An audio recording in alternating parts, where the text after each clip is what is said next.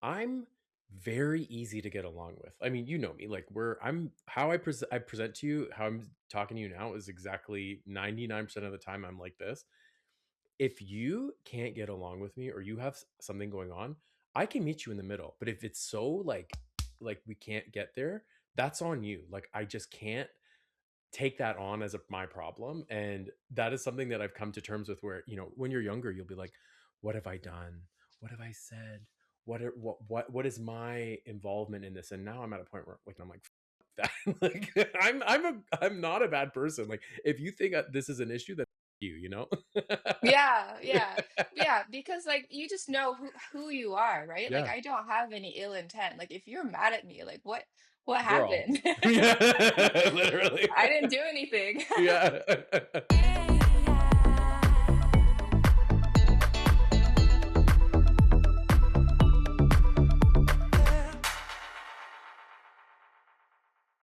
Welcome to Graphic Content, the podcast where we talk all things who, why, and the what the moments along the way. I'm your host, Gio, and what's on brand for me this week is matching my shirt to the over-caffeinated energy that I'm bringing to today's episode. Today, I'm talking with Tina Huynh, a story a storyteller, speaker, and creator who believes self-expression isn't optional, it's essential. Through her podcast, Tales of the Town, and her live storytelling events, she explores creativity, truth, and what it means to feel alive. She reminds people that stories don't have to be dramatic to matter. Everyday moments carry meaning when we're brave enough to share them. Tina helps people reconnect with their voices, express themselves with confidence, and rediscover the joy of being seen and heard. Welcome to Graphic Content, Tina. Thank you for having me, Gio. Oh, it's an honor.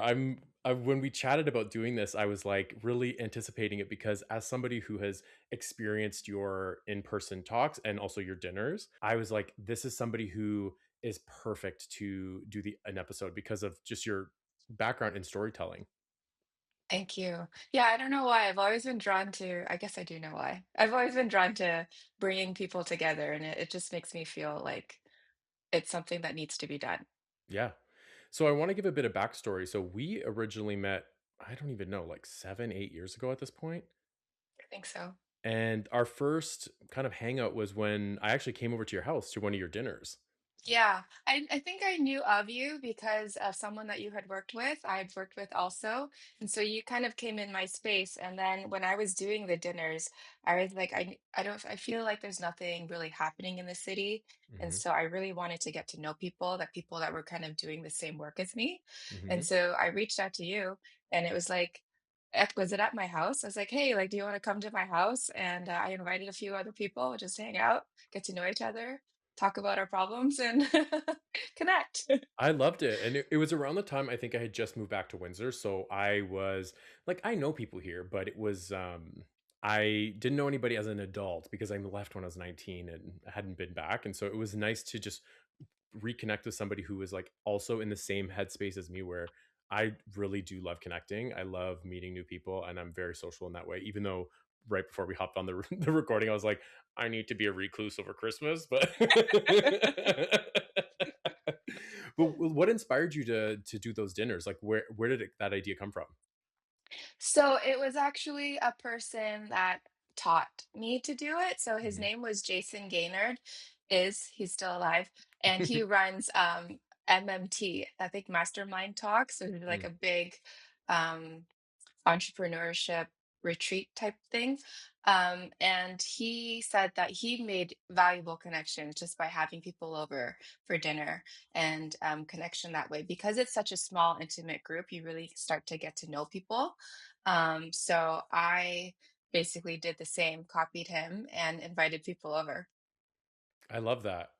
And so like from that evolution, like was TEDx before or after that? I don't remember.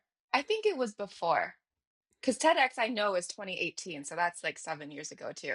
Okay, so then this because I think what we're talking is probably 27 or 16 because that's when I moved back Okay. because I moved back to Windsor almost it'll next month will be 10 years, which is wild just Yeah. for me in my timeline.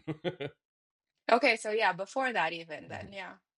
I guess that was part of the maybe the discovery journey that I was on because initially when I was I also moved back to Windsor. I was like, it's so boring here. Like, there's nothing to do.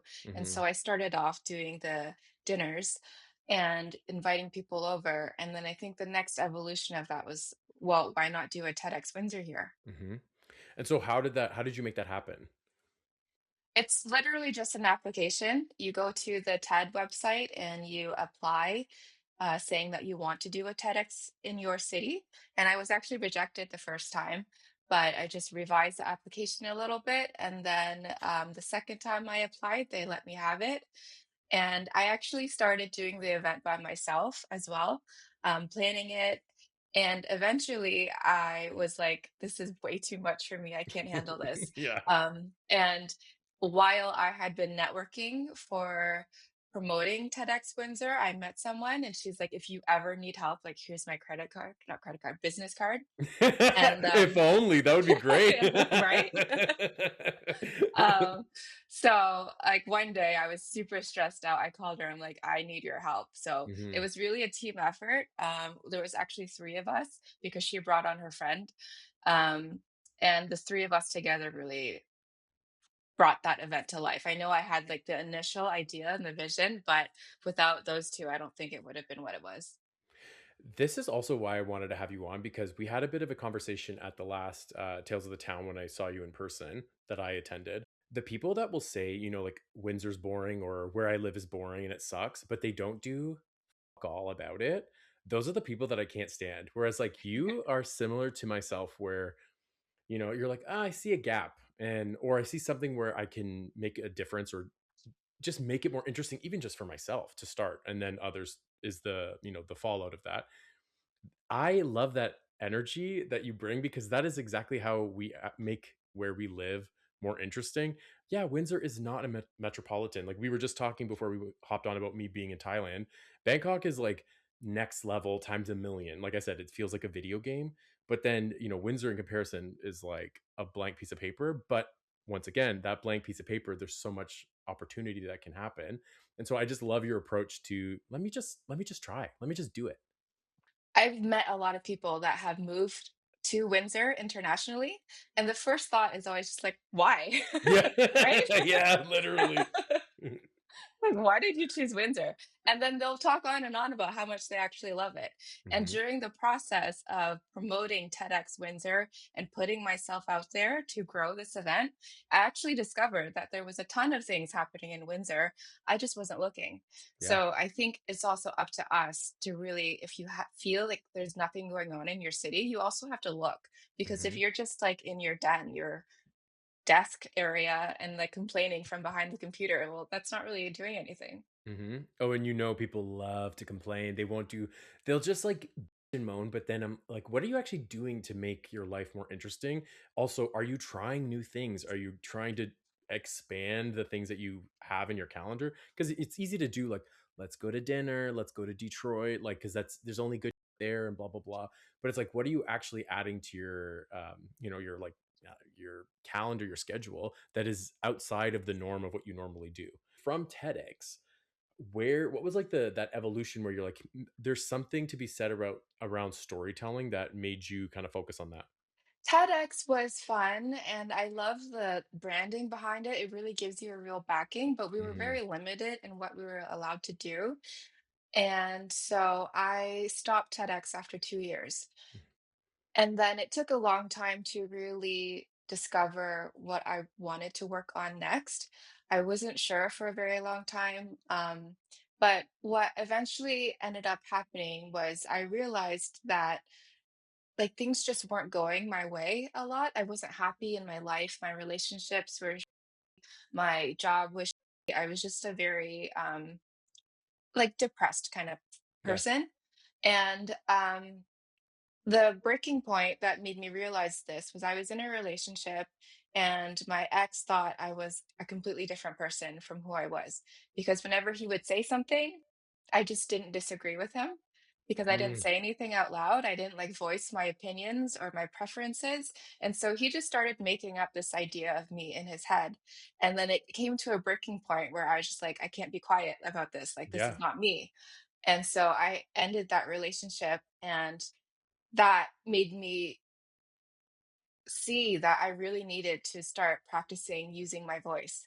And I think that was also the thing that drew me so much to TEDx Windsor, is because I so easily love to elevate other people, but it was like promoting myself that was always the problem. There was actually someone that when she came to TEDx Windsor, she's like, "So Tina, when are you going to do your talk?" And I was like, Mm. "You're crazy. Like, that's not me." Like, never. So I eventually just started realizing, like, this is the thing. Like, I need to talk, I need to use my voice, I need to say who I am out loud. Mhm. And so I started to enroll in speaker training, which was actually, I think, just like 18 months ago at this point. It's very, very new. Mhm. But it was a full year of speaker training where I had to tell my own stories over and over because that's the only topic that I really knew that Yeah. much about.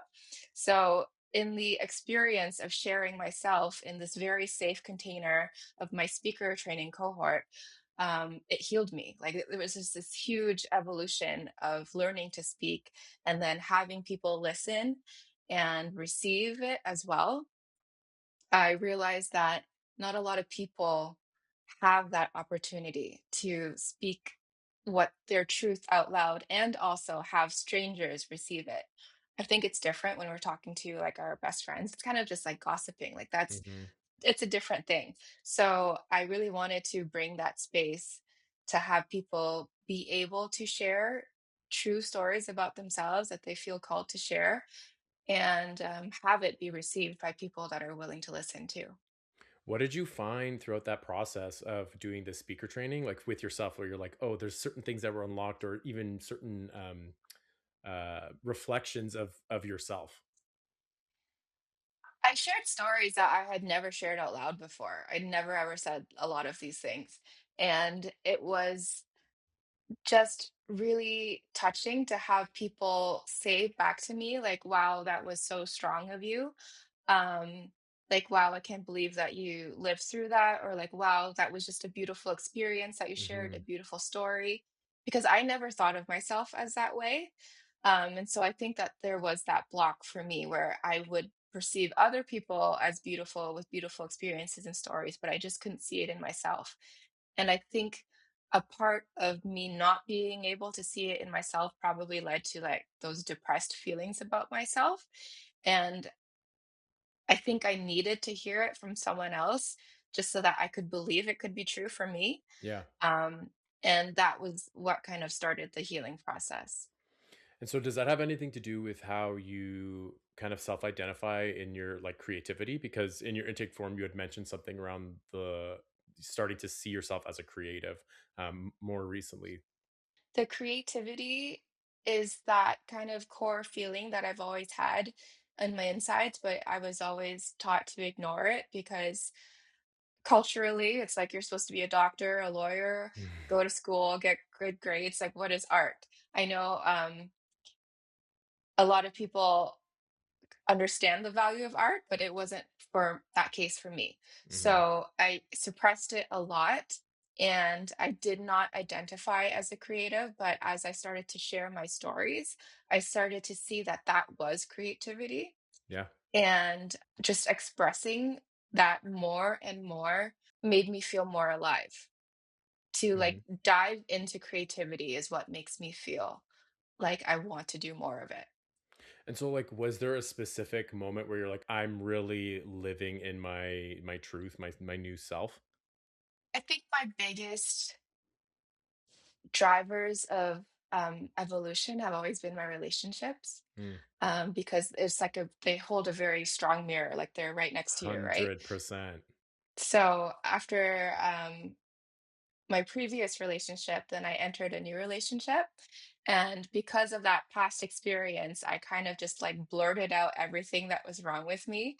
And I'm like, take it or leave it. This Yeah. is this is what you're getting. And then he was just like, yeah, cool.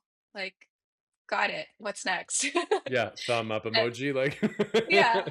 And, that made me feel, like, really held and seen, and that was like, "Okay, like, this is what I need to do." That kind of gave me permission to keep doing it. I'm also starting to learn that if people are so disagreeable that they can't handle it, then it's their problem, and it's also not mine. So it's just like helping me fully express myself and become more and more of myself.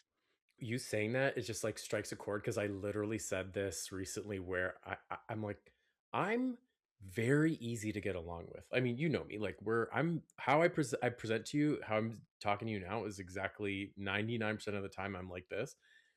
If you can't get along with me or you have something going on, I can meet you in the middle. But if it's so like we can't get there, that's on you. Like I just can't take that on as my problem. And that is something that I've come to terms with where, when you're younger, you'll be like, what have I done? What have I said? What is my involvement in this? And now I'm at a point where like I'm like that. Like I'm not a bad person. Like if you think this is an issue, then fuck you, you know? Yeah, yeah. Yeah, because like you just know who you are, right? Like Yeah. I don't have any ill intent. Like if you're mad at me, like what Girl. happened? Yeah, literally. I didn't do anything. Yeah. But also in that like vein, I realized that me being so quiet in my previous relationship, like you can call it people pleasing, but it was also manipulation because I manipulated this person into thinking I was somebody else and then Mm, liking this other person. And so like maybe I didn't have the intent to do that, but yeah. now having exited that relationship and being on the other side, I can see it for what it is. Mhm. And just that learning as well, just to kind of keep me true to myself. And like that's why it's also important to just keep learning and speaking and just being yourself. 100%. I always say, I'm like, I don't know how to do anything else. I don't know how to present anything other than what I am at all times because like I just don't have the capacity to fake it. Like if something's going on with me, you can see it on my face. Like I can't enter a room and be like, yeah, everything's fine. Like the whole waspy thing is like just something I cannot do. But I don't know what that is. Like I think WASP stands for like white affluent something. It's like basically like think of like this is such a dumb thing to reference, but like people who live in Vermont, like a Martha Stewart, like very like, oh, we don't talk about Oh, that, okay, like yeah, that kind of a vibe. Like that's yeah. like waspy, and I'm like, I'm Italian immigrants or my parents, like we don't do Yeah. that. So talk to me a little bit about when Tales of the Town like actually started. What was did it like just come up out of nowhere or was it like a slow burn to manifest? I think it was a slow burn, but I don't know if everyone knows that Tales of the Town is highly influenced by The Moth. Are you familiar with The Moth? Like the comic book? The podcast. It's a Oh. podcast. So it's a live event slash podcast, and it was probably one of the first podcasts I ever listened to like 10, 15 years ago. It's a storytelling podcast, and it's essentially the same thing where people come, it's an open mic night, people come and share their stories. And so there is the Moth events in Detroit, and I had gone a couple of times. And you know the Detroit vibe, it's incredible. You know, The like best. Detroit people telling you stories is so funny, so hilarious. And I had a blast every time I went. So the first, I think, two times I went, I just watched. And then this is also like during my speaker training. So the next time I went, I was with someone that challenges me, and she's like, "Okay, you got to put your name in." I'm like, "Okay, well, we're both putting Mhm. our name in." And I think what happened was that event, they're like, we only have 6 people, so we need 10. And Mhm. then so we're like, okay, well, I guess we're doing it. So my friend and I went up, we both told stories, and I told a very vulnerable one because I don't know how to not. Yeah. Just go right for it. Yeah. People actually came up to me afterwards and they were like, wow, thank you for sharing that story. Like, I needed to hear that. I feel like I'm going through something similar. And it's just really nice that you shared that. Thank you. And so that was like, oh, wow. Okay. Well, maybe this sharing thing needs to happen more often. And so I think I went to another couple of the Moth events. And then finally, I'm just like, why can't this happen in Windsor? Mhm. Like, why do I have to cross the border every time? Yeah. And then I started doing it March of this year, and I promised myself I would do at least 6 events in 2025, and I think I did 8 or 9. every single time somebody comes, they share how incredible the event is, the impact that it had on them, even if they don't share a story, just listening to the humanness of everyone else in the room and their stories is very, very grounding. I don't know what Mhm. it is about it. It's just healing. I think it just reminds us all of our shared humanity Yes. and brings us closer together. I love it. Like, so I attended the October edition. So it was, I think about fears, or what was Mhm. the theme again? That was scary because it was Halloweenish. Yes, yes. And I had a story, and you're like, you don't have to just come and check it out, and you don't have to talk or whatever. And then you kept being like, like, you gonna say something? And I really wanted to, and like, I'll be honest, like, there was a part of me I was like, you know what? I think I'll do it. Like, I do this, like, this is similar, like, whatever. And so I don't know if I'm gonna keep this in, I might cut this out, but I had my story and I wanted to talk about my coming out story, Mhm. specifically with my father because it is so funny, but at the same time and it also was, like, around fear, but then there were a couple people that went up and had, like, very, like, Christian-centric, like, themes, and I was like I kinda got spooked, which also was very on brand, on theme for that talk. I was like, I don't know if I feel comfortable like going up there and like speaking about being gay in front of people who are talking about doing like missions in like, Christian missions. And I was like, it really spooked me. So and I don't know why, like in that moment, it was like why are you afraid of that? And then, it kind of goes into like the themes around storytelling and being vulnerable. Right. And I don't know, it was like a moment where I was a little skittish about it. Mhm. I could see that.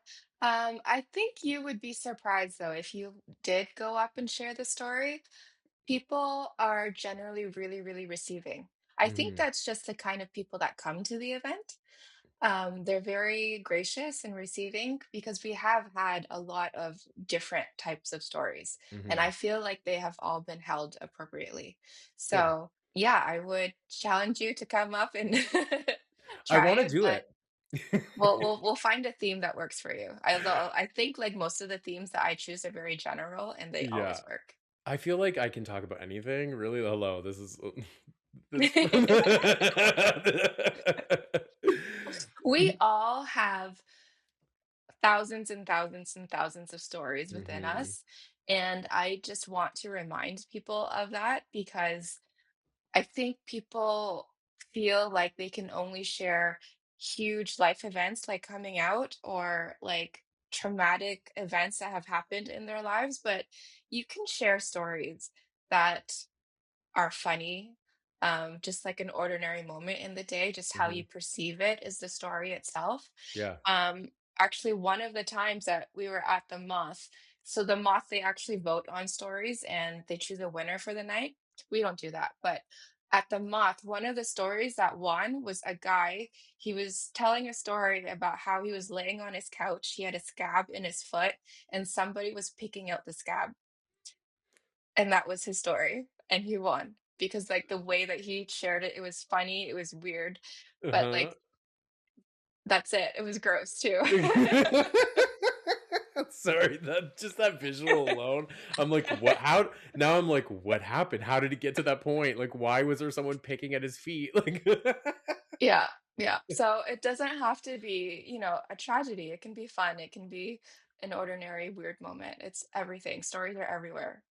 So, like, on that note, like, what to you would you say is like the biggest misconception around people like telling a story and having it be impactful? Like, we talk about like everyday things, but what have you found is the through line that connects people to stories in general?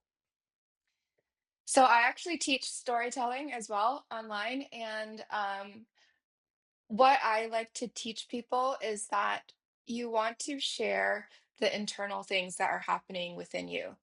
And that is what really brings the connection because we can all like if we're reading a good book, like the descriptions of the scenery and everything that helps drop you into the location and Hmm. help you feel it. And that is definitely going to add to the story. But what we really are interested in is like, what did you think about that? How did you feel about that? What did that mean to you? Because those are the internal things that aren't obvious just by looking at someone. Because I know for myself, like a couple years ago, if people looked at me, they probably thought I was fine, but I was really depressed. Mhm. And like when you talk about that difference, that's where the interest lies. And I think that's when you can really, really start to draw people in, especially when we're talking about personal stories. It's always about what's going on in here. Mm. So, like, you're telling a story, but then at the same time saying, like, I okay, so let's say, like, the coming out story. Giving the, like, 360 definition, like, I am very good at that. Like, I can really, like, pad a story so you're in it because I like to give all the details so you really understand, like, what I'm the punchline basically, right? Like, I want you to, like, follow me there. But the thing that I don't necessarily do, and you saying this is making me think about that, is a lot of storytelling is that I don't necessarily like describe myself in the sense that what that experience is like.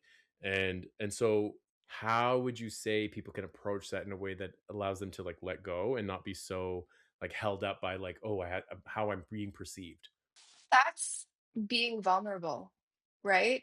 When we start being vulnerable ourselves, it allows others to be vulnerable. Hmm. So it is a little bit of a leap to trust that the people that you are talking to are going to be able to hold that.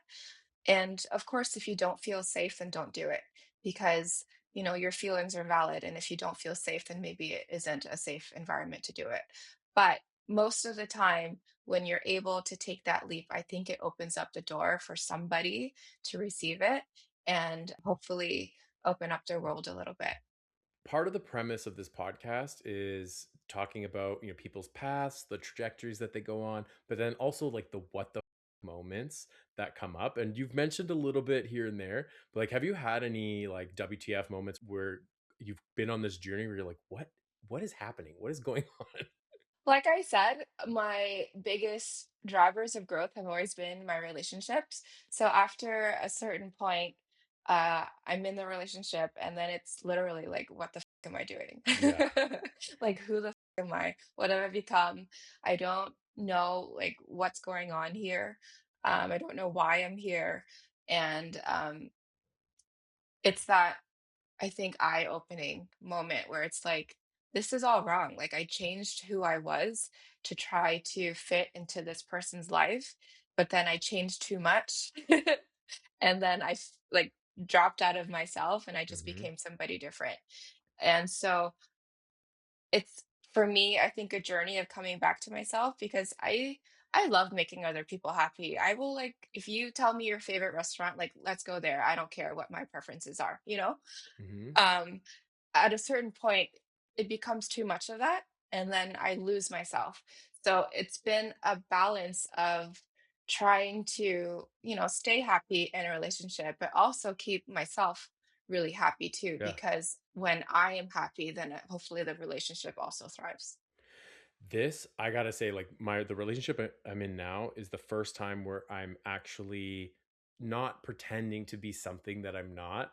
And that has really brought a lot of like it's been fruitful because I'm actually able to say, this is like you said previously, like this is me 100%.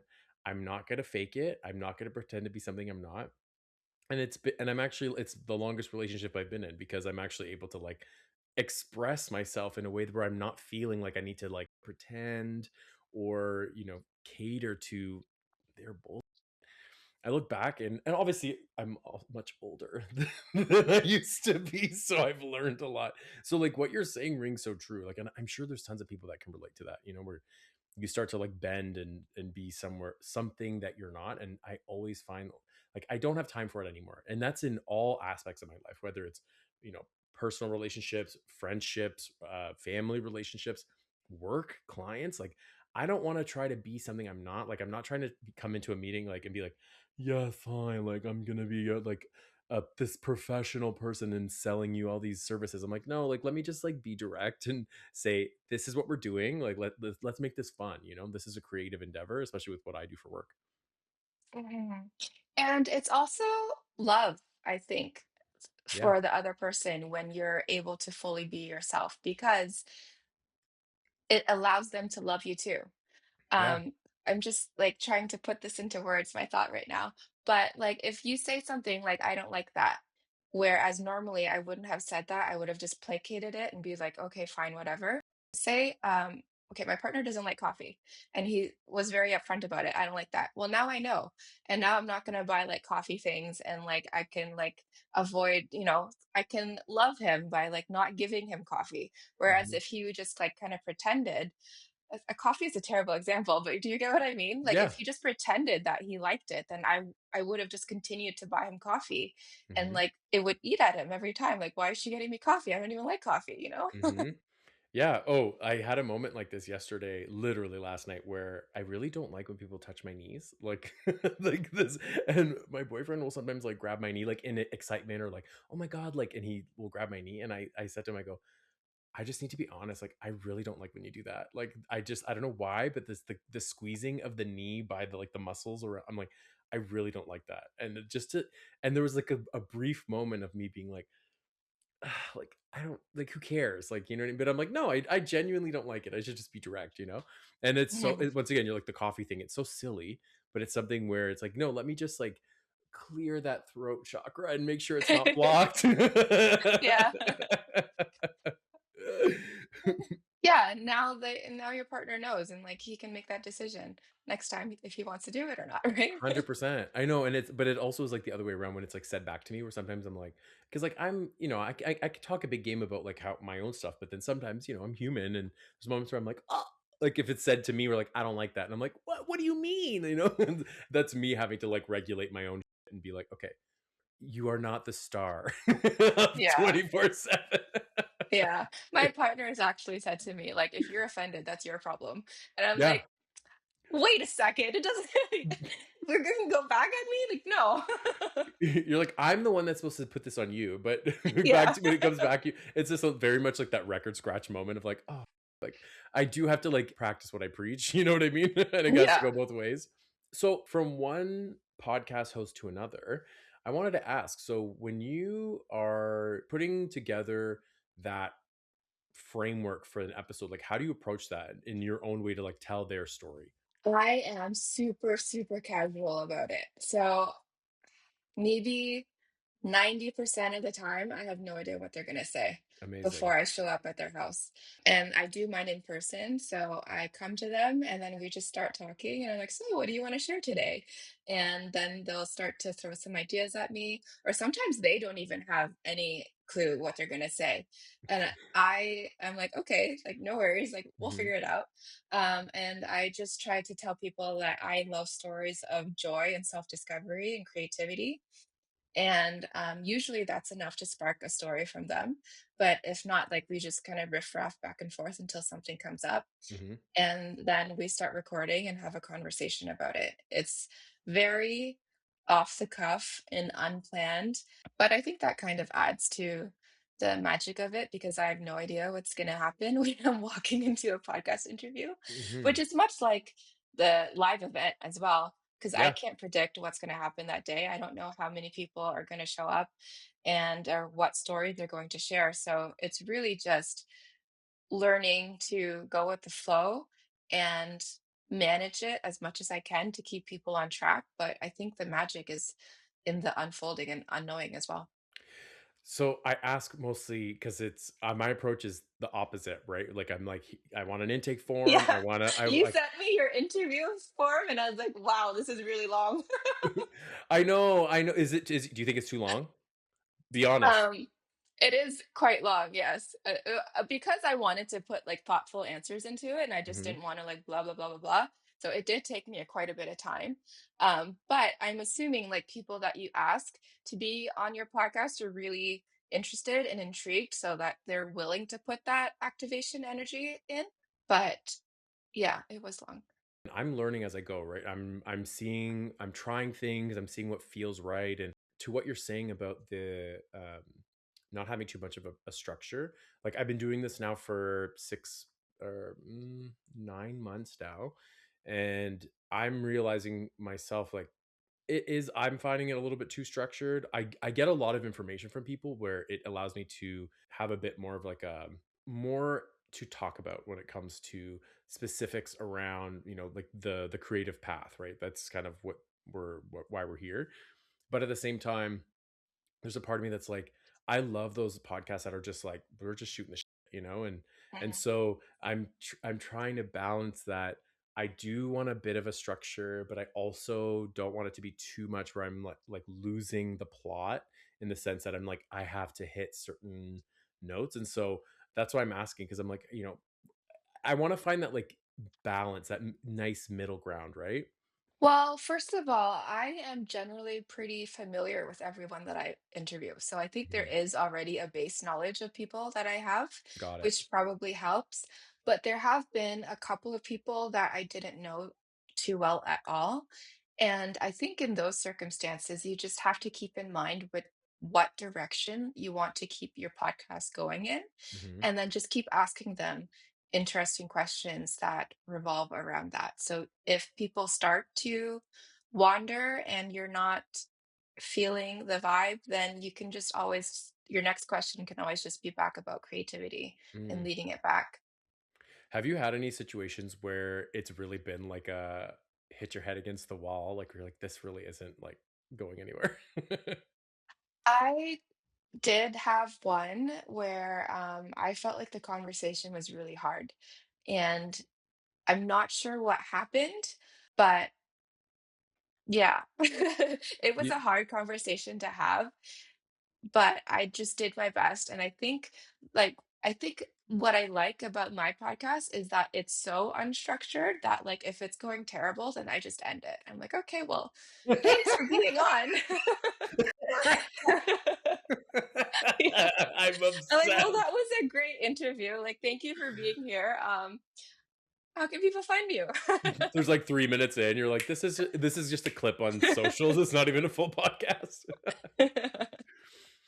It's funny because sometimes like there have been moments where I have thought to myself like, I don't know how this is going, because especially when you're recording live, and then once it comes out, I'm like, I feel much better, because sometimes you know how it is, like you can be in it and you're like, I don't know, like, is this, am I doing a good job, is this something that there's value of this content, like I'm not trying to be one of those podcasts that's like, let's just talk about stupid, you know what I mean, and then put stuff out there. Like I really do want there to be um, something that people can take from it.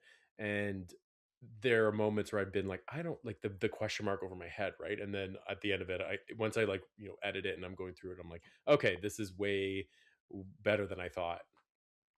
So I actually just did a podcast interview where I thought it went well, like during, but I watched the video back and I sound so monotone and like I look so bored and I'm like, I don't know why I like that. Like, how did that happen? Because I was actually really intrigued by this interviewee.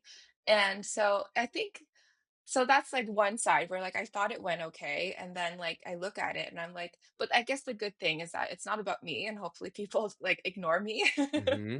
Also, there have been times where I'm in my head as I'm interviewing, and I'm like, "Do I sound dumb? Like, where do I take this next? Like, I don't know what question to ask." And whenever I feel like I don't know where to take this next, then I just try to, like, listen even deeper. Yeah.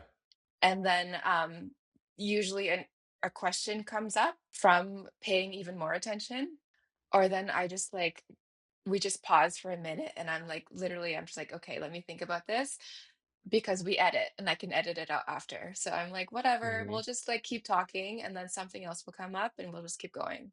I think most of the time people understand that it can be nerve-wracking, Yeah. and so if it is, they tend to be forgiving. Yeah, I feel you 100%. That's the thing too, where you're in the same boat as me, where like we're doing all of it. Like we're doing, it's not just like, oh, I'm gonna like record and then my people will edit it. It's like there's so many things that I'm like producing, I'm also hosting, I'm interviewing, I'm editing, we're doing all of it. And it's at that point where I'm like, you know what?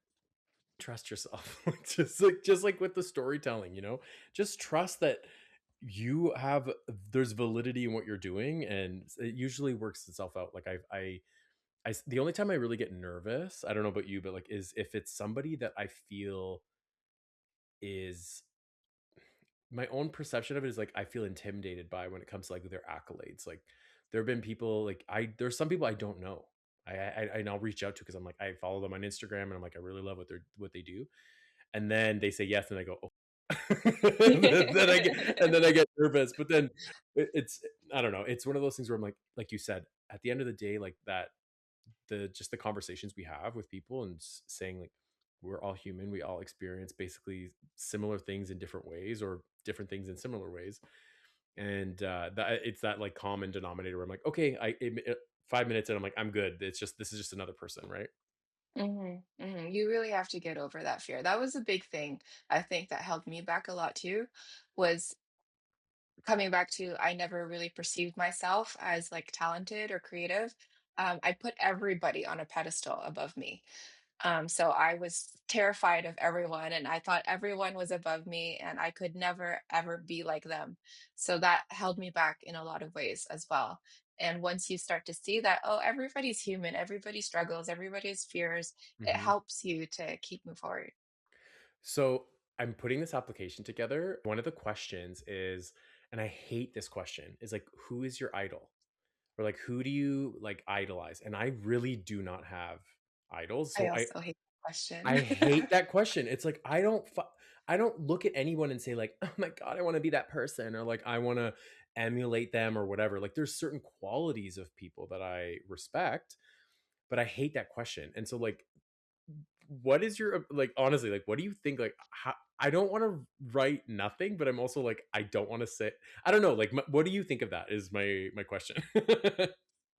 I would probably answer it just how you said, like you hate idolizing people and really hate that idea, but this person is a great role model, Mm, potentially. You could say that. Another way people ask that question is like, who would you want to have dinner with, alive or dead? I also mm, hate that question. yeah. I think a part of me hating it is like that people pleasing part of me where it's like, oh, I need to give you the right answer. But like, what is the right answer? Part of it also is this ADHD brain where like I'm not thinking about other people. Like the person that I idolized maybe 10 minutes ago, they're already gone from my brain. I Mhm. don't remember. So, like, when I answer those type of questions, it's the recency thing. Like, I only can think of what has just happened. Mhm. So, I feel like my answers to those types of questions are always really dumb. I don't want to just put something in there. There's the contrarian in me where I will it's like I want to say like give them an answer, but then at the same time I'm like, no, I just want to say like I don't like this answer or this question. This is dumb.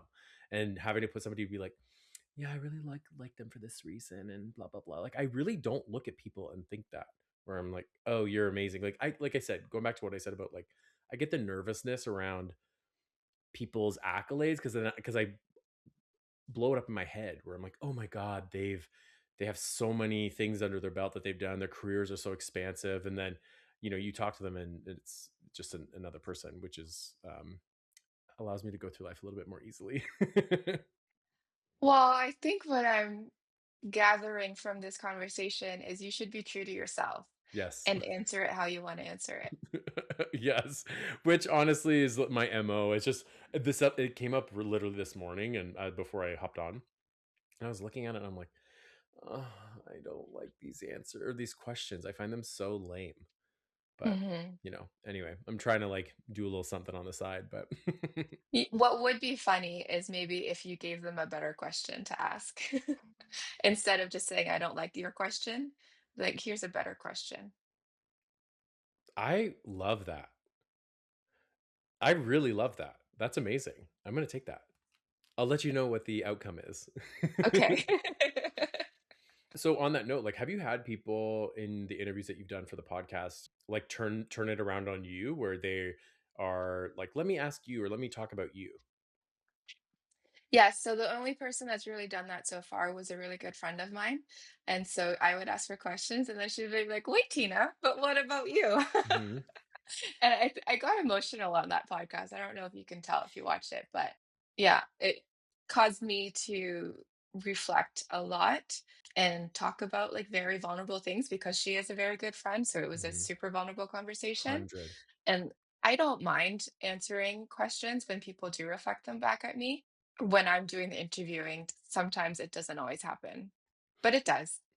Yeah, I'm in the same boat. I've had a couple people turn it around on me, but for the most part, it doesn't really happen, which I'm okay with. Like, I'm not here to, it's not about me.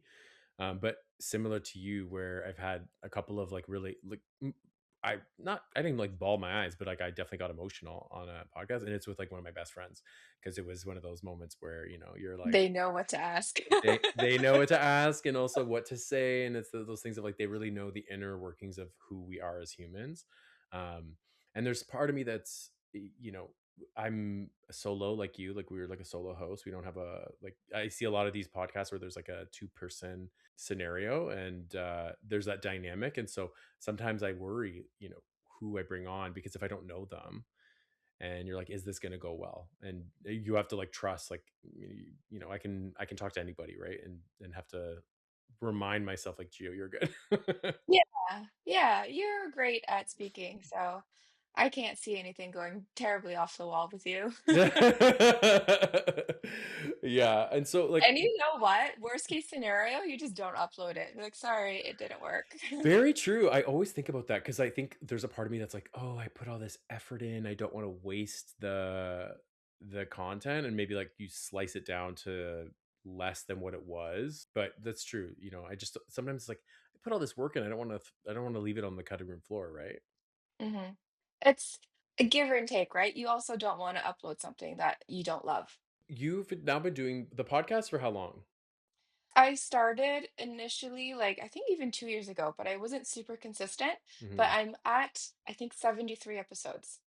Congratulations. That's Thank you. amazing. See, and that's the thing. It's like once you get into it and you really do a good job. Like I really, and I'm not just blowing smoke up your just to say because we're talking here. Like I do mean it.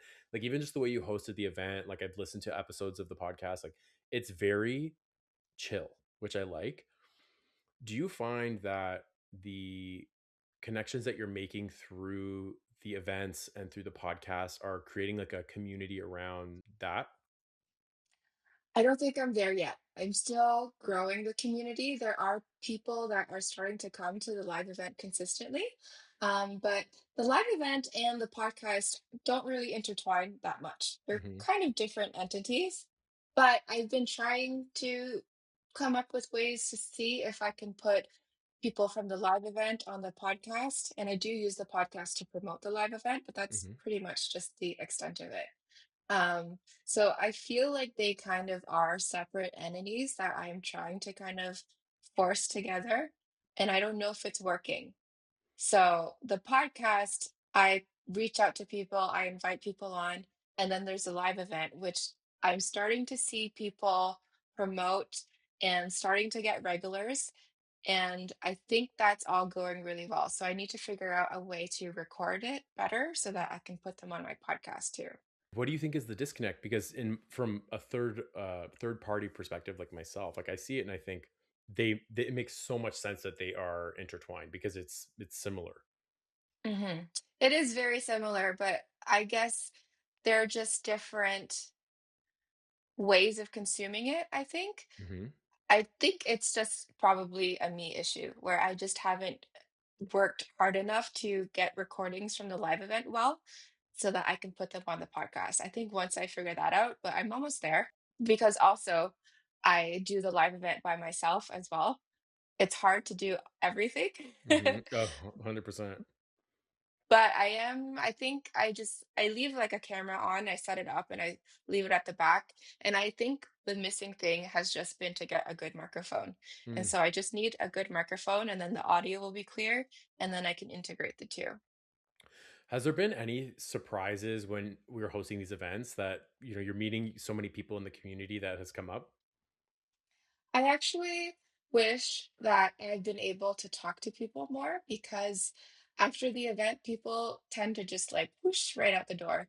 So Hmm. I don't get to talk to as many people as I want. Because before the event, I'm usually busy trying to set up and I'm not talking to people that much either. And then I have a 15-minute intermission where I do talk to some people. But I love the feedback that I'm getting. Everyone does say that it's incredible, and I do try to encourage networking as well because I know that everyone in there is of the same mindset and they're Mhm, all gonna like each other. So I try to encourage people to move around and get to know each other as well. So I really feel like there is a very strong community coming and building, and we're gaining momentum, and it's just a matter of, keeping it going. We are going to do events all of 2026, so I'm committing to another 12 events, and I think that this will be the year because I've already put 9 months of effort in, and mhm. I think that it just needs a little bit more of a push, and I'll get there. I love to hear it as somebody who is literally 9 months into my own project, like I feel like we started around the same time. Also interesting, like it's the spring equinox when things were launching, which to me is like the real new year, which I love energetically. Hmm. But I love to see that you're doing this. I think it's so important for just a new way to create community in Windsor that is not something that is like going out, if that makes sense, like, or something that you just that is there's actually like that connection piece. Like I think that's so important, especially as the world is literally falling apart around us. And so to have that, like, I really love the fact that you've done it, and I look forward to attending and speaking at future events Thank myself. you. I'm gonna do it. Yeah, I had people tell me like, "Why aren't you charging more? Like, why are you just charging?" Because initially it was 12.50 and then $20 at the door, and they're like, "Why is it so little?"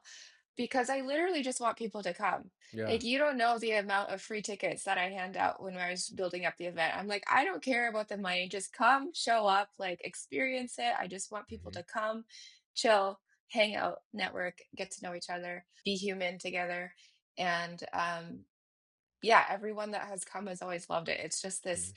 challenge of getting people outside of their house and Yeah. coming to the event because post-COVID, that is a big issue. And that'll come, I think, well, like you said, when it comes to the getting the content and like posting that and having that be more public, I think that'll help promote the events, because they're like they said, the format is great. It's really low key, it's really casual. Not that I'm like needing to be your marketing person, but like I will be for 5 minutes. You know what I mean? Thank you. It's like truly, it's like really not intense. Like you can go in and you're meeting people, and it's, if you want to, there's no pressure. I never felt that. Like I joked about it, but like there really wasn't any pressure to like go up and speak if you don't feel comfortable. But for anybody listening who is either getting into this sort of a realm where they're like looking to host a podcast, or they're looking to get more experience of speaking, like would you have any advice around balancing the vulnerability piece with the like boundary piece, where finding that nice sweet spot to connect with people without potentially giving too much of yourself? I am of the mindset that if you feel called to share it, then you should probably share it. Hmm. So if it's not too personal for you to share out loud, then just share it. Because I think most of the time I share things, it's always helped somebody. I mean, I think that's the point of sharing Hmm. is to have someone listen and hopefully like changes their perspective or even just makes them feel a little bit less alone. That's why I share. Because when I was growing up, when social media was starting to become new, and you know how everyone was just posting the highlight reel? So I was comparing myself to everyone's highlight reel, and I felt really depressed about myself and down on myself. And so I just share because I want people to know that life is not always like that. Yes. So that's, I think, what has always drawn me to share because I have felt very, very alone at certain times in my life. And during those times, like the only outlet I had was my computer.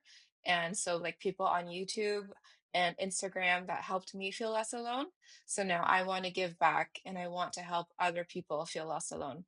We have had people come and share really, really heavy topics. Mm. There have been nights where I'm like, wow, like this is so heavy. People talk about bullying, someone talks about overdose and like the death of her son. So even though it might feel like oversharing or they are incredibly hard topics to share, I'm gonna go back to what I said earlier. Like, if you feel called to share it, there's Mhm. probably a reason why you're being called to share it, and I bet someone needed to hear it. I love that. That's on the money, I think. So we are nearing the end, and I don't know if you've peeked at other episodes, but I have a recurring question that I like to ask every guest. I love to ask people like what they see is the most on brand thing about them, and so like, what would you answer to I think that I am very random. I think like my friends. Like my friends are so used to it. Like if I'm doing something, Sorry, that got me. Oh my yeah, god. if I'm doing something weird and my friends find out and they're like, "Oh, it's just Tina. She's just doing another Tina thing."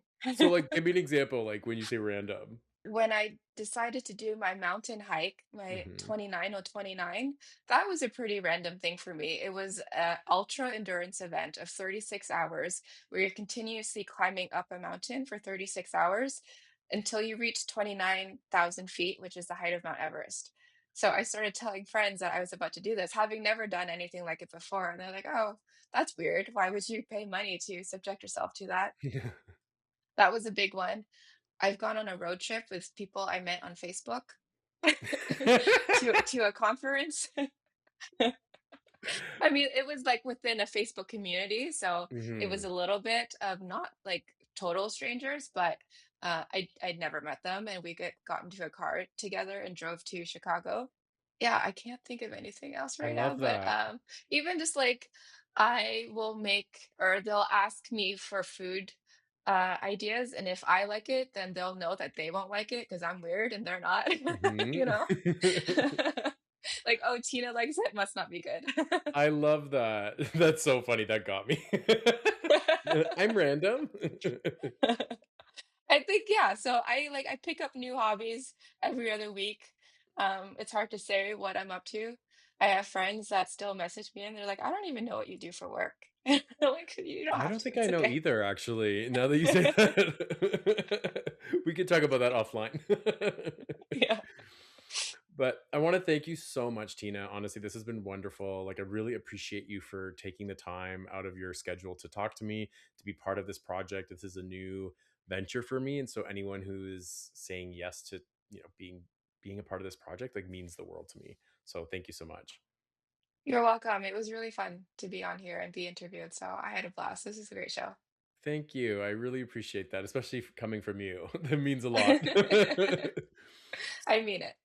So, to anyone listening who would like to either attend one of your events, let's check out your podcast. Where can they find you? Talesofthetown.ca is my website, and that will lead you just straight to Eventbrite right now for the ticket sales. And then I'm most active on Instagram, which Mhm. is Tales of the Town CA. And to anyone listening who wants to follow the podcast, you can check me out on all streaming platforms. I'm on YouTube, Instagram. If you want to send an email to the podcast, it's graphiccontentpod@gmail.com. Looking to potentially have some interactions with the listening audience, which would be fun. And Tina, I want to thank you once again for being part of this, and we'll talk soon. Thank you. Bye. Bye.